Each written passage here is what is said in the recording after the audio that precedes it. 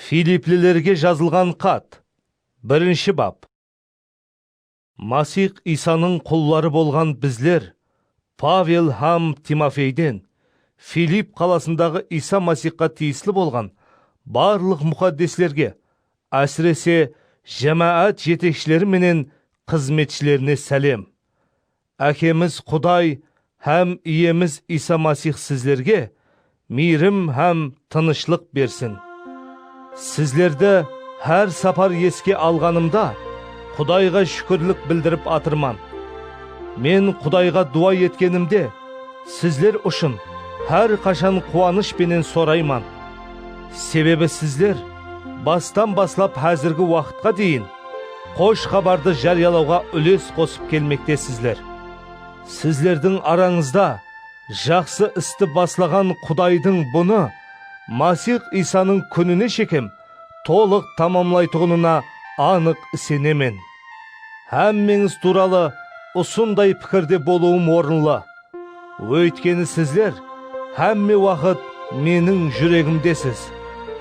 Мен тұтқын болсам да, қош хабарды жақласам да, әм оның хақиқатын тұрақлылық пенен дәлеллесем де, әммеңіз менің менен бірлікте Құдайдың мейірімін бөлсіп келмектесіз. Сізлердің әммеңізді Масих Исаның сүйіспеншілігі менен қалай сағынғаныма Құдайдың өзі гуа. Сүйіспеншілігіңіз толық білім һәм терең түсінпазлық пенен өсіп арта беруі үшін дуа етіп атырман. Солай етіп, сіздер Масихтың келетұғын күнінде пәк һәм мінсіз болуыңыз үшін ең жоғары игіліктің не екенін айыра аласызлар. Және де Құдайды ұлылап, алғыс мақтаулар айтуыңыз үшін Иса Масих арқалы хақиқатлық жемісіне бай боласызлар. Туысқанларым, мынаны білуіңізді қалеймен. Менің басымнан кешіргенлерім қош хабардың және де көбірек жайылуына хақиқаттан да жәрдем етті. Менің Масих үшін тұтқын болғаным бүткіл сарай сақшыларына һәм қалған әмме адамларға мәлім болды. Сондай-ақ менің тұтқынлығым себеплі көпшілік туысқанларымыздың иемізге деген сенімі беккемленіп, олар Құдайдың сөзін қорықпастан айтуға бұрынғыдан да көбірек батырлық көрсетпекте. Дұрыс, кейбіреулер Масих хақында күншілдік пенен жарыспаққа жарияласа, ал базылар жақсы ниетпенен жарияламақта.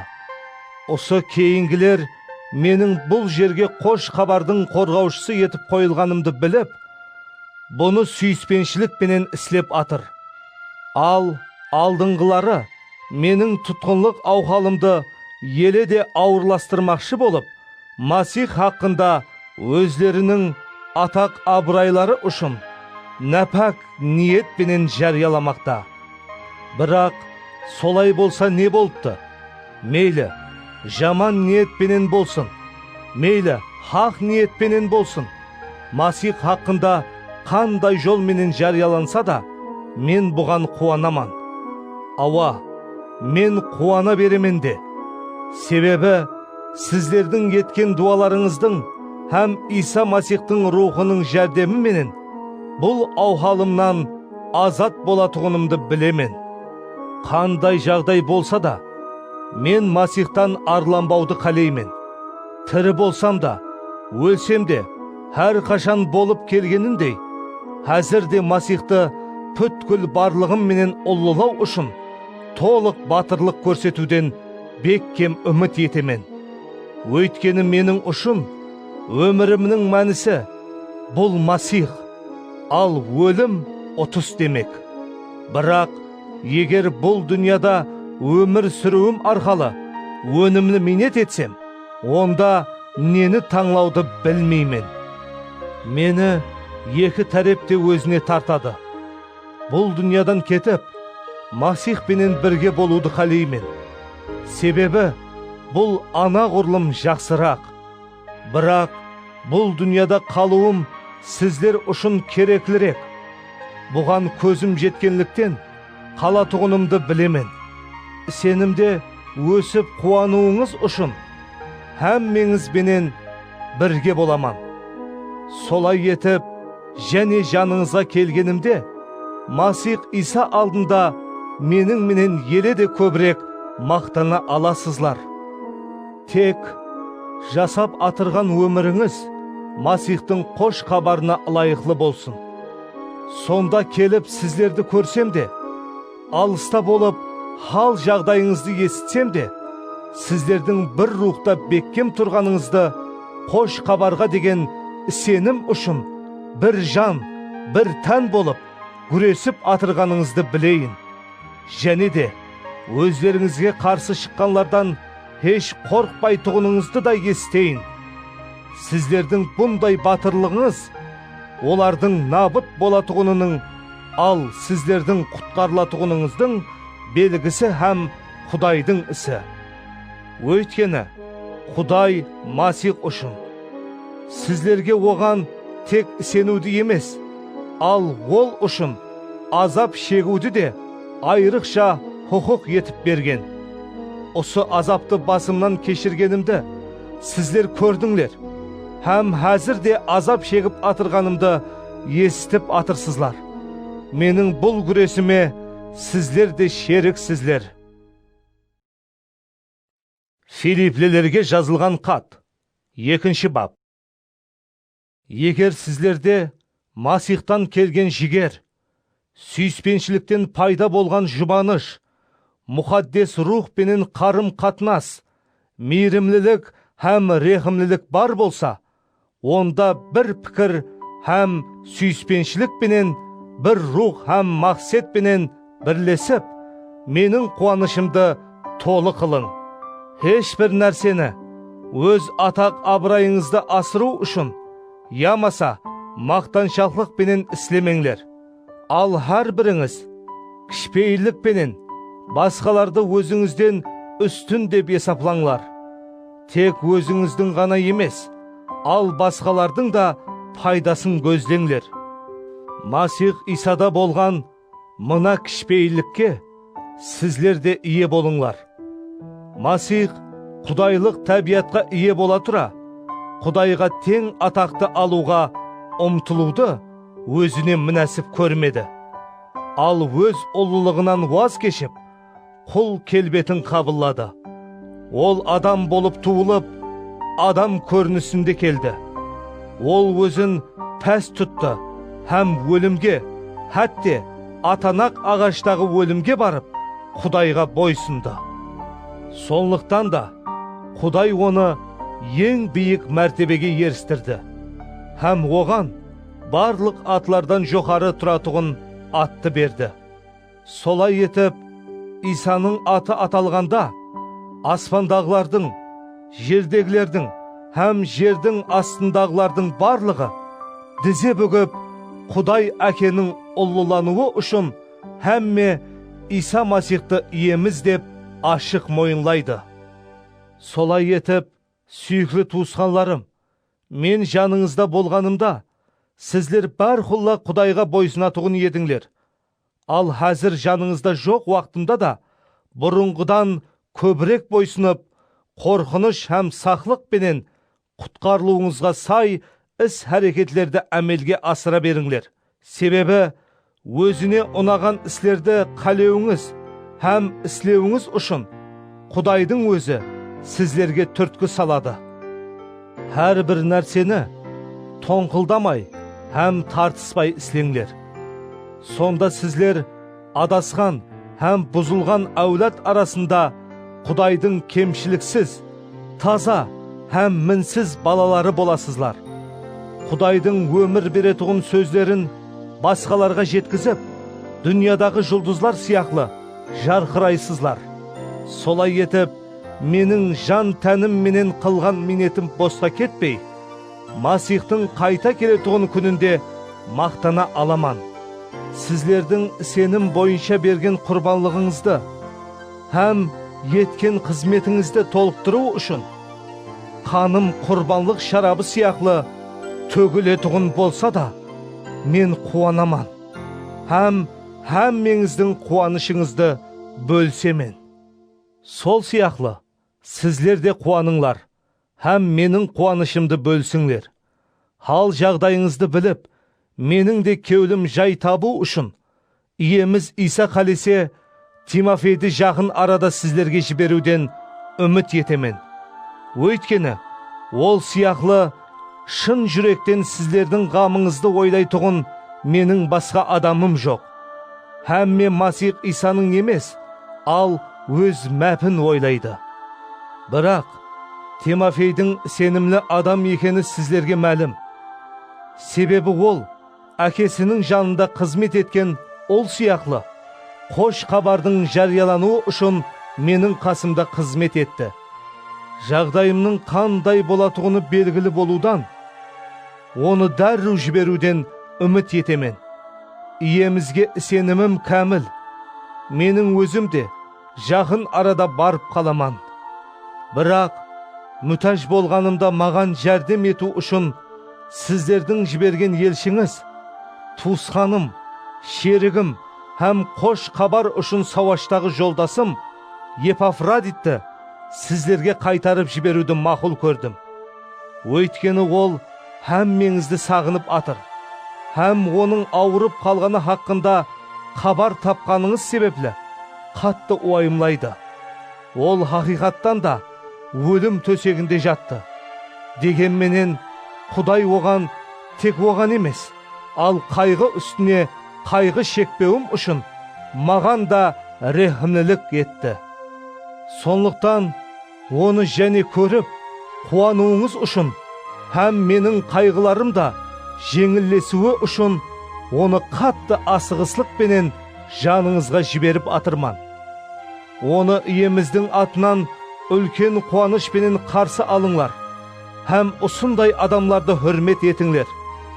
Себебі, сіздердің маған ете алмаған қызметіңізді ету үшін, ол өз жанын қауіп астына қойып, Масихтың ісі үшін бір өлімнен қалды.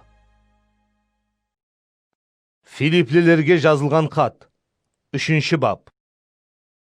Туысқанларым, жұмақлап айтқанда, иемізбенен қатынаста болып қуаныңлар. Сіздерге бірдей нәрселерді қайталап жазу мен зеріктірмейді. Және де бұл сіздер үшін зиянсыз. Иттей болған жалған мұғалімлерден, жаманлық істеушілерден, құтқарылу үшін сүннет етілу тиіс деушілерден сақ болыңлар. Өйткені біздер рухи сүннет етілген Құдайдың халқымыз. Біздер Құдайға оның рухы арқылы сыйынамыз. Масих Иса менен мақтанып, өз шығысымызға һәм еріскен нәрселерімізге сүйенбейміз. Негізінде мен оларға сүйене алар едім. Егер басқа біреу өз шығысыма һәм еріскен нәрселеріме сүйенуге дәлелім бар деп ойласа, менікі оныкінен де көбірек. Мен 8 күнлік уақытында сүннет етілдім. Израил халқынан Бенамин ұруынан болған нағыз яхудимен. Діни низам бойынша паресеймен. Діни інті бойынша ісенушілер жамаатын қудалаған һәм діни низам талап еткен хақлық бойынша кемшіліксіз адам едім. Бірақ бір уақытлары ахметлі деп білген бұл нәрселерімді енді Масих үшін пайдасыз деп есаплайман. Ауа, мен һәмме нәрсені ием Масих Исаны білудің артықмашылығы алдында пайдасыз деп санайман. Және де мен Масих үшін һәмме нәрседен бас тарттым. Һәм оған ерісіп, оның менен бірге болу үшін һәммесін сыпырынды деп есаплайман. Енді мұқаддес низамды орылауым арқалы алатұғын өз хақлығыма емес, ал Масихқа деген сенім арқалы берілетұғын, яғни Құдайдың сенімімізге қарай беретұғын хақлығына иемен. Қане енді, Масихтың өзін һәм оның қайта тірілуінің күшін біліп алсам, оның азапларына қатынасып, өліміне де шерік болсам, солай етіп, түбінде өлімнен қайта тірілуге ерсем. Мен бұларға әлі қашан еріскенім, Ямаса, жетіскенім үшін айтып атырған жоқпан. Ал Масих мені қандай мақсет үшін таңлап алған болса, мен сол мақсетке жетуге тырысып атырман. Туысқанлар, мен өзімді осы мақсетке жеттім деп есаплайман. Тек қана ізде қалғанларды естен шығарып, алдындағыларға ұмтылып атырман. Құдайдың сыйына, оның Масих Иса арқалы шақырған аспандағы өміріне ерісу үшін мен белгіленген мақсетке жетуге тырысып атырман. Солай етіп, арамыздағы сенімі жетіскен адамлардың әммесі осы ой пікірге ие болсын. Егер сіздер басқаша ойлайтұғын болсаңыз, Құдай сіздерге бұны да ашып береді. Тек еріскен хақиқатымыз бойынша өмір сүрейік. Туысқанларым, әммеңіз бірлікте меннен өрнек алыңлар. Біздердің сіздерге көрсеткен өрнегіміз бойынша жасап атырғанларға диққат аударып, олардан үлгі алыңлар. Сіздерге көп мәрте айтқанымдай, әзірде көз жастарымды төгіп, тәкрарлап атырман.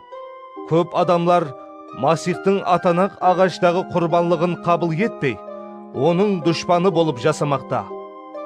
Бұндайлардың тағдыріне набыт болу жазылған болып, олардың Құдайы өз құлқыны, олар ұятсыз қылықлары менен мақтанып, тек бұл дүнияның қызығын ғана ойлайды. Бірақ біздің отанымыз аспанда. Біздер сол жерден құтқарушымыз болған иеміз Иса Масихтың келуін күтпектеміз. Әмме нәрсені бойсындыра алатұғын құдіреті менен, ол біздердің әлсіз һәм өткінші денемізді өзгертіп, өзінің ұлы денесіне ұқсатады. Филипплілерге жазылған хат, 4-ші бап. Сондықтан, әй жүректен сағынып жүрген сүйіклі туысқанларым, қуанышым һәм басымның тажы, иеміз бенен қатынасыңыз беккен болсын, қадырданларым. Еводияға өтініш етемен, Синтихияға да өтініш етемен. Иеміз бенен қатынаста болған сізлер, ауыз біршіліклі болыңлар. Ауа, Садық, Сизигус, саған да жалбарынаман. Бұл хаялларға жәрдем бер. Себебі олар менің менен, Климент менен, һәм басқа қызметшілер менен бірге қош хабарды жариялау үшін ауыр минет етті. Олардың әммесінің атлары өмір кітабында жазылған. Иеміз бенен қатынаста болып, бархолла қуаныңлар. Тәкрарлап айтаман, қуаныңлар. Сіздердің адамгершілігіңіз әмме адамларға мәлім болсын. Иеміздің келетұғын уақыты жақын. Еш нәрседен тәшвіш шекпеңдер. Ал әмме нәрсе үшін Құдайға дуа етіп, һәм жалбарынып, әр бір тілегіңізді оған шүкірлік менен білдіріңлер. Сонда әр қандай ақыл ойдан зият болған Құдайдың тынышлығы Масих Иса арқалы кеуіллеріңізді һәм ой пікірлеріңізді қорғайды. Туысқанларым, жұмақлап айтқанда, тек нелердің хақиқи, нелердің хүрметлі, нелердің хақ, нелердің пәк, нелердің ұнамлы, нелердің мақтауға тұрарлы, және де ненің жақсы һәм ненің алғысқа лайықлы екенін терең ойлаңлар. Меннен нелерді үйреніп, қабыл етіп, естіп һәм көрген болсаңыз, соларды істеңлер. Сонда тынышлық беруші Құдайдың өзі сіздер менен бірге болады. Маған енді және ғамқорлық көрсетіп атырғаныңыз үшін мен иемізге алғыс айтып, қатты қуанаман. Әлбетте, сіздер бұрын да маған ғамқорлық қылуды ойлайтұғын едіңіз. Бірақ бұған мүмкіншілік жоқ еді. Мен бұл сөздерді менің бір мүтәжлігім болғанлықтан айтып атырған жоқпан. Өйткені мен әр қандай жағдайда да барыма қанаат етуге үйренгенмен. Жоқшылықта да, молшылықта да жасаудың не екенін білемен. Әр қандай ауқалда да, тоқшылықта һәм ашлықта, молшылықта һәм мүтәжлікте жасаудың сырын үйрендім. Маған күш қуат беретұғын Иса Масихпенен бірге әмме нәрсені істей аламан. Дегенменен, сіздер менің қиыншылықларымды бөлісіп, жақсы істедіңдер. Hey Филипплилер, сіздерге бірінші рет қош хабарды жариялап, Македониядан шыққан уақытымда басқа жәмәәтлер емес, ал тек сіздер ғана менің алыс беріс қылғаныңызды өздеріңіз де білесіздер. Мен Салоникада болған уақытымда да сіздер бірнеше мәртебе маған мұқтаж нәрселерімді жеткіздіңдер. Мен бұны сіздерден бір зат алмақшы болып емес, ал сіздердің есабыңызда рухи жеміс көбейсін деп айтып атырман. Менде һәмме нәрсе бар, хәтте артып та атыр.